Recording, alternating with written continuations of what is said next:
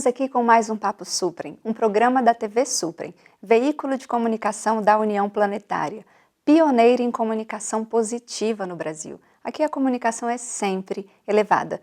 Vibrações elevadas transformam o mundo. Acompanhe nossas redes sociais, estamos no canal 2 da NET TV e no YouTube. E o Papo Suprem de hoje é com Cristiane Damasceno. Vamos falar de empoderamento feminino. Muito bem-vinda, Cristiane. Obrigada, Luana. É uma satisfação minha. A Cristiane Damaseno é presidente da Comissão Nacional da Mulher Advogada da OAB Nacional, conselheira federal, ex-vice-presidente da OAB-DF, advogada criminalista, mestre em Direito Constitucional e professora. Que currículo lindo! Obrigada! E vamos falar de empoderamento feminino. Vamos lá. Cristiane, fale um pouquinho pra gente da sua trajetória de vida até chegar nesse lugar, até esse tema maravilhoso. Você sabe que eu nasci em Sobradinho, né? Para quem não sabe, é como se fosse um município daqui, gente. Da periferia da cidade, né? Eu sou filha de professora, então sempre estudei em escola pública. E as pessoas me perguntam muito como que eu escolhi o direito. E minha mãe, como professora, ela nunca fez a gente ir por um caminho ou outro. Ela sempre deixou a gente bem à vontade.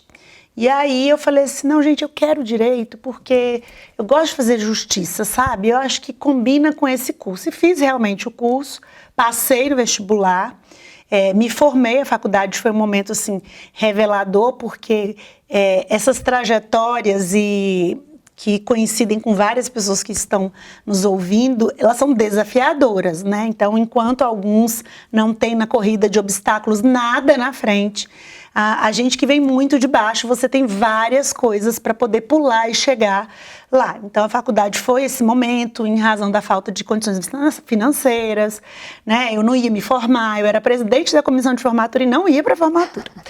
E acabei ganhando dos meus colegas aí os convites para poder meu pai e minha mãe presenciarem aquele momento. Mas aí a primeira coisa que eu tenho para poder falar, porque às vezes a gente olha para esse tipo de história e a gente pensa, meu Deus, né, quanta dificuldade. É que isso faz parte do processo de formação de quem eu me tornei hoje. Então, eu acho que o caminho não poderia ter sido outro, né? E o primeiro recado que eu quero dar é não desprezar o processo. Porque às vezes o processo é difícil mesmo, porque existe uma possibilidade de mudança interna, né? Que muitas vezes coincide muito com o que nós pensamos, às vezes parece injustiça, mas tudo isso forja aquilo que a gente foi preparado para poder ser. Então, eu acho que esses momentos que eu andava de ônibus, pegava muita chuva, né, corria atrás de ônibus, e muitas vezes dentro dos ônibus eu tive tendinite nas duas mãos, porque na época a gente carregava os códigos, né? E quando eu estava dentro do ônibus, eu falava, gente, né, vou ter aquele carro ali. E ficava olhando os carros passarem e falava, a cor vai ser essa. E aí, quando eu descia do ônibus, eu falei assim, eu tenho certeza que esse carro vai aparecer na minha vida, e de fato apareceu. Eu acredito muito que a gente falar tudo positivamente faz com que as energias positivas elas comecem a aparecer. E esse momento foi esse momento peculiar, onde eu aprendi muito. E tem uma coisa interessante, que eu comecei a dar aula ainda estando na faculdade, né? Eu tinha que pagar o FIES, porque eu era uma aluna que tinha um financiamento estudantil da Caixa Econômica. E no 6º semestre eu comecei a dar aula em curso preparatório para concurso.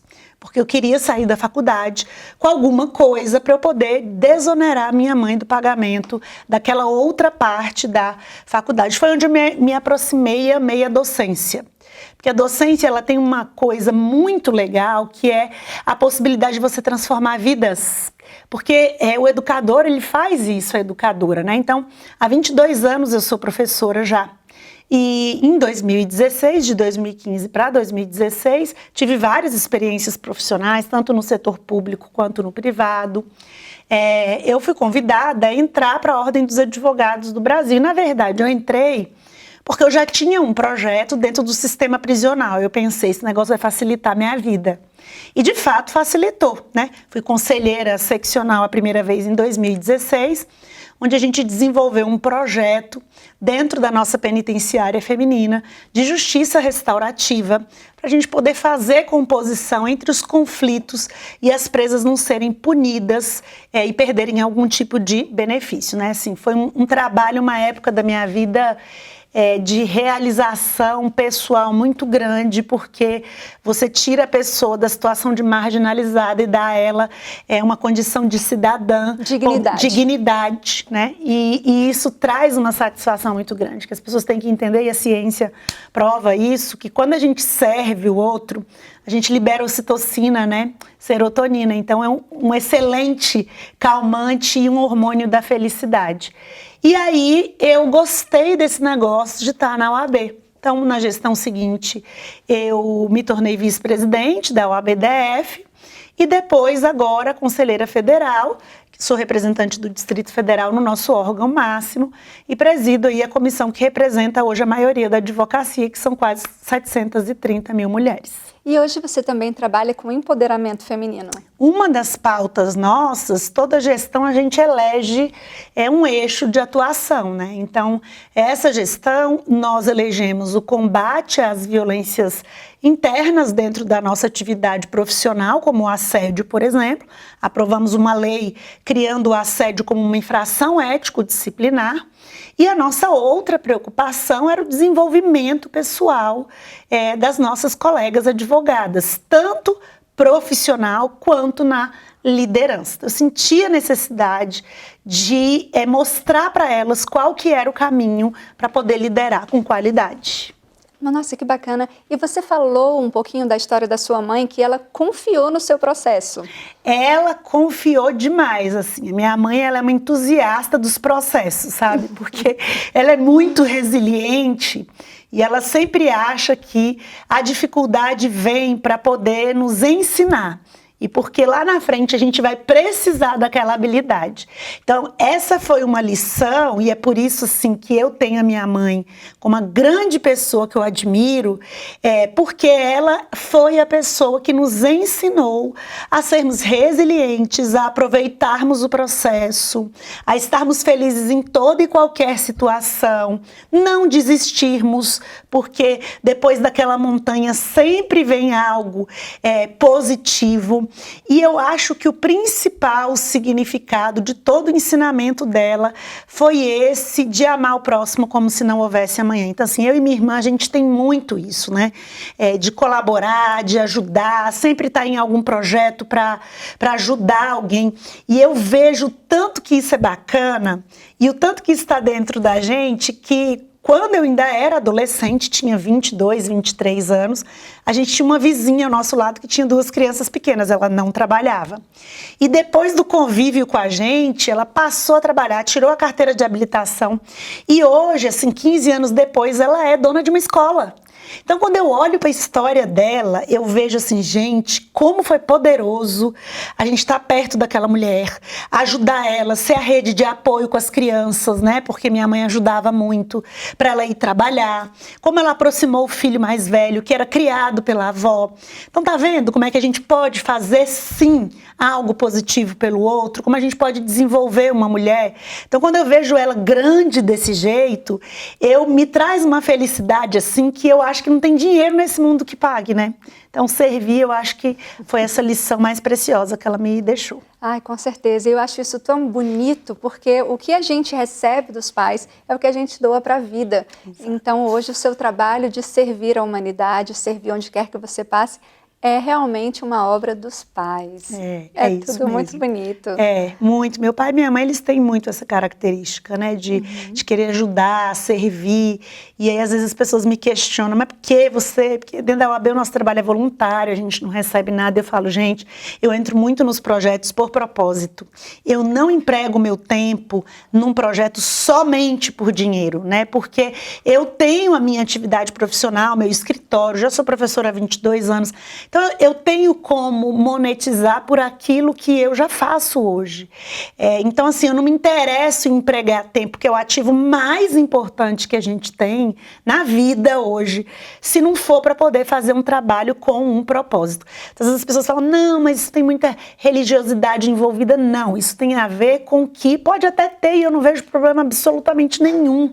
mas isso tem que a ver com a gente, você ter algo dentro de você que te motiva, porque às vezes o trabalho ele é penoso, você investe muito tempo, trabalhar com pessoas exige uma habilidade muito grande, porque somos diferentes, cada um de nós tem uma característica.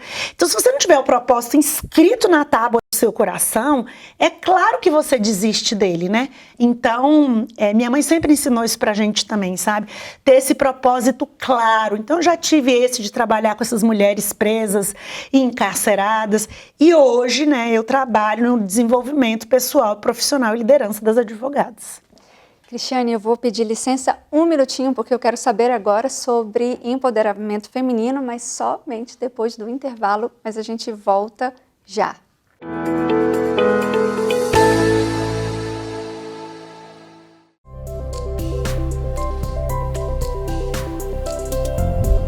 TV Suprem.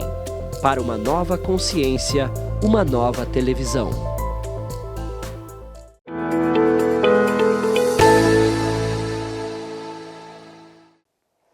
Estamos de volta com o nosso segundo bloco do Papo Suprem, entrevistando Cristiane Damasceno sobre empoderamento feminino. Cristiane, mais uma vez, muito bem-vinda. E sobre empoderamento feminino, como você define esse conceito? Às vezes as pessoas elas têm preconceito com essa palavra, porque acha que um posicionamento político pode ser arvorado dessas coisas. E eu acho que a primeira coisa que a gente tem que desmistificar é isso. Ninguém é dono dos direitos humanos, né? Eles estão aí para que todos nós compartilhemos isso. Então a gente não pode deixar isso como uma marca de posicionamentos políticos. Então eu gosto muito de falar isso, para as pessoas abrirem o coração e entenderem que quando a gente busca a equidade de gênero, nós não estamos querendo dizer que nós estamos superiores aos homens, nós queremos ser melhores que eles. Esse é o meu posicionamento, né?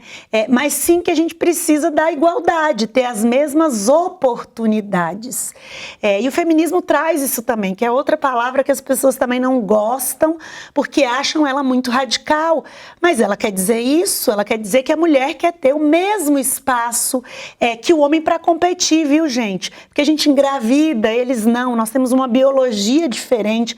E é verdade, mas no campo profissional, nós queremos também subir pelo elevador. Eu costumo dar esse exemplo, que hoje as mulheres elas sobem pela escada, cheia de bolsinhas, os filhos, os pais, a atividade profissional, ser magra, ser bonita, ser doutora. Então, assim, colocam na gente uma série de coisas, ainda querem que a gente lidere e suba pela escada, enquanto os homens apertam o botão do elevador e sobem confortavelmente. Então, o que nós queremos quando falamos em equidade é que todo mundo possa apertar o botão do elevador e que nós subamos juntos, porque não existe trabalho a ser construído no meio de uma guerra. Mas, quando a gente tem a paz, quando a gente entende o posicionamento do homem dentro da sociedade e o da mulher, eu tenho certeza que o trabalho colaborativo, ele vai conseguir produzir mais. Então, essas discussões que trazem esses conflitos, essas guerras, elas param em lugar nenhum. Então, a minha mãe também, e eu falo muito dela, gente, porque ela é uma referência, ela falava muito assim, que a gente tem que ser propagador da paz onde tem o conflito, né? Então, quando a gente traz, e eu sempre falo muito isso para os homens, para dizer para eles que a gente não está aqui numa guerra, a gente sabe que a gente tem as nossas diferenças, né? A gente precisa de uma licença, muitas vezes, maternidade, mas eles podem entrar, né, hoje nessa licença parental e dividir esse momento com a gente, para poder cooperar, para poder ajudar, se inteirar do que é criar uma criança, a necessidade dele estar presente.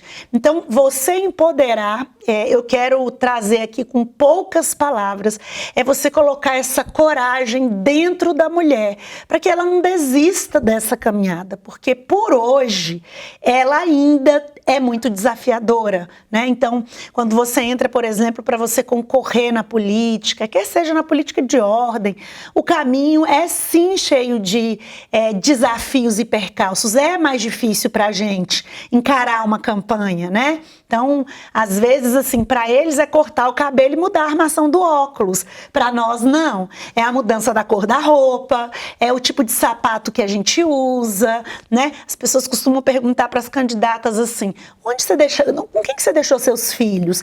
Quem que está cuidando do seu escritório? Ninguém pergunta isso para os homens. Então, empoderar significa dar essa coragem, desenvolver essa inteligência emocional dentro da mulher, para ela poder entender que ela pode. E hoje eu falo muito isso, que a educação é o melhor meio da gente transmitir.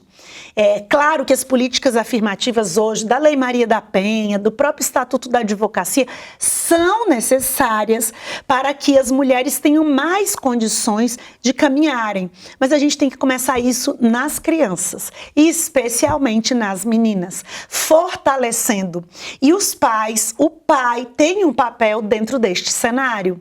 Então ele tem que ensinar para ela como ela deve ser tratada por um homem. Então essa falta de referência, muitas vezes, de tratamento, é que sensibiliza essa mulher, e esses relacionamentos tóxicos, eles começam, porque ela aprendeu que gritar pode, que falar que a mulher tem que trabalhar só na cozinha pode, porque a referência dela foi essa. Então, quando a gente educa as meninas, e às vezes eu pego esses currículos das escolas enlouquecedores para as crianças, e eu penso assim, a gente devia estar ensinando sobre cidadania para elas, né? A gente devia estar pegando essas meninas para elas entenderem que elas são amadas. Então, esse é um tipo de educação, eu não tenho filhos, que a gente dá para minha sobrinha de 8 anos. Então ela começou a usar óculos, o óculos era de 8 graus, e antes dela ir para a escola, eu falei para minha irmã que a gente tinha que fazer isso no período de férias, para poder empoderar ela, falar, Ana, você é maravilhosa, você ficou linda com esse óculos, o óculos serve para você enxergar melhor, as pessoas não podem ser chamadas de feias só por causa disso, você é inteligente, então assim, e mostramos para ela o tanto que ela era amada. Por quê? Porque eu sabia que quando ela chegasse na escola, isso seria desafiador. Então, quando ela chegou e as pessoas começaram a falar, ela falava assim, a minha tia me acha maravilhosa. Então, essa referência a criança precisa ter em casa. Ela se sentia segura para ir para a escola. E um dia ela falou assim, você pode me levar na escola para eles saberem que o óculos não é o problema? Eu falei, claro. Parei tudo que eu estava fazendo e fui na escola com ela. Então, a gente desenvolve nela o empoderamento, que é a segurança, é a coragem dela entender que ela é amada, que ela não pode receber menos daquilo que os pais, as tias e os avós dão para ela. E esse é um trabalho de transformação de consciência, de elevação da mentalidade. Totalmente. A gente mudar a cultura é a mudança da mentalidade. Quando a gente fala do machismo, e aqui eu quero que os homens entendam que nós não estamos culpando a nossa geração, porque essa foi uma construção muito mais antiga que nós, essa vontade de querer mudar, de instalar dentro de si uma nova mentalidade mesmo. Porque quando você, num grupo de WhatsApp, aceita com um emoji de palminha uma piada machista, aquele estuprador, aquele que acha que pode matar uma mulher, ele se encoraja. Porque existe um código velado naquelas palminhas. Poxa, ele está concordando com isso que eu estou dizendo. Então, quando os homens entenderem que nós não estamos aqui para guerrear contra eles, essa mentalidade for mudada, e isso depende só de você.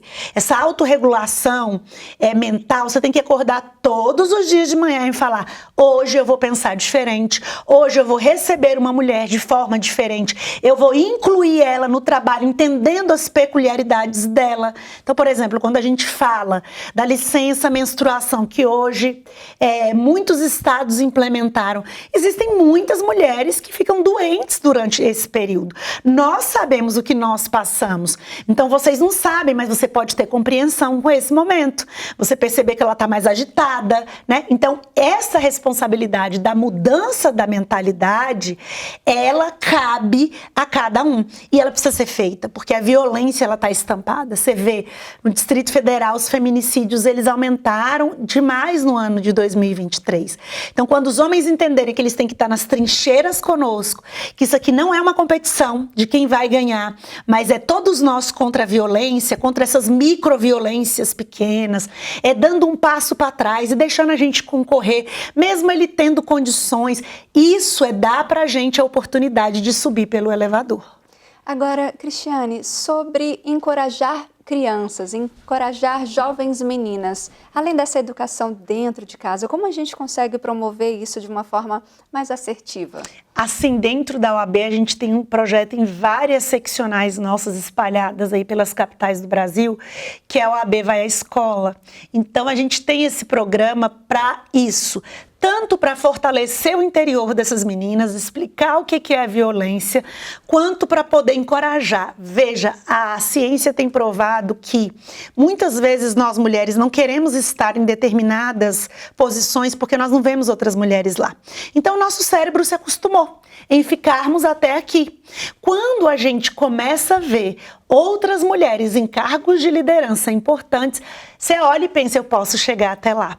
Então a gente vai também com as nossas lideranças femininas, presidentes de seccional, eu já fui demais, para poder provar para elas que nós somos lideranças e a gente consegue fazer com que elas cheguem até lá. Então isso vai mudando a química cerebral delas e isso encoraja elas a chegarem onde elas quiserem. Agora, isso é quase um trabalho terapêutico, com muito autoconhecimento. É total. Acho que isso aí é uma pauta para um outro momento, mas o autoconhecimento, ele é fundamental para você desenvolver isso, né? Então você tem que saber quem você é. Quem que você é? Né? Às vezes a gente tem relacionamentos muito cedo, se mistura muito com a personalidade do companheiro ou da companheira e você acaba esquecendo quem você é, do que você gosta, das suas preferências. Então esse trabalho do autoconhecimento, e eu mentoro muito as minhas lideradas, que esse é um papel de liderança. O meu primeiro trabalho foi esse, foi estimular o autoconhecimento. Elas aceitarem, é você voltar lá para trás e você perdoar, você reconhecer que realmente os pais falharam aqui ou ali, mas eles fizeram o que podiam com o que eles tinham. Então essa libertação interior desses traumas nos traz uma mudança de consciência. É uma ressignificação da dor. E as pessoas falam assim, mas eu fazer terapia, mas posso falar para você? Você tem uma outra vida. Quando a gente entende que a gente pode mudar e ser uma pessoa melhor, se autoconhecer, aprender a colocar limite nas pessoas, falar não, eu não gosto, não, eu não posso, né? Especialmente as mulheres que desenvolvem com muita frequência a síndrome da salvadora. Então, quando você tem aquele relacionamento com o pai muito complicado, ou não tem essa figura, você acaba querendo ser salva a todo momento, ajudando todo mundo que aparece pela frente, ficando sobrecarregada. Então tudo isso a gente aborda dentro desse nosso trabalho hoje. Cristiane, infelizmente a gente está finalizando o nosso Papo Suprem, mas eu gostaria que você desse uma mensagem de inspiração para quem está ali do outro lado da telinha, para esse foco, para voltar o olhar, para se empoderar, para o empoderamento das mulheres. Eu quero falar duas coisas. A primeira é que a gente tem que prosseguir sempre, desistir jamais. Desistir não é uma possibilidade. A gente tem que dormir uma noite, descansar e no outro dia acordar e recalcular a rota. A segunda coisa, mulheres, estejam aqui pelas mulheres. Diminuam essa resistência. Nós não estamos aqui para competir. Não queira ser uma abelha rainha que chega num lugar de liderança sozinha. Porque você não vai conseguir ficar lá, porque aquele lugar não é feito para nós. Mas se você pegar na mão das outras, com certeza a porta será mais larga e teremos possibilidade de nos perpetuar nos lugares de liderança. Oh, Cristiane, muito obrigada pela sua participação. Eu que te agradeço, Luana. A gente te acha onde? Cristiane Damasceno LV, tá lá no meu Instagram, vou começar uma série nova agora, me acompanha lá. Finalizamos nosso Papo Suprem com Cristiane Damasceno sobre empoderamento feminino. Acompanhe nossas redes sociais, estamos no canal 2 da NET TV e no YouTube.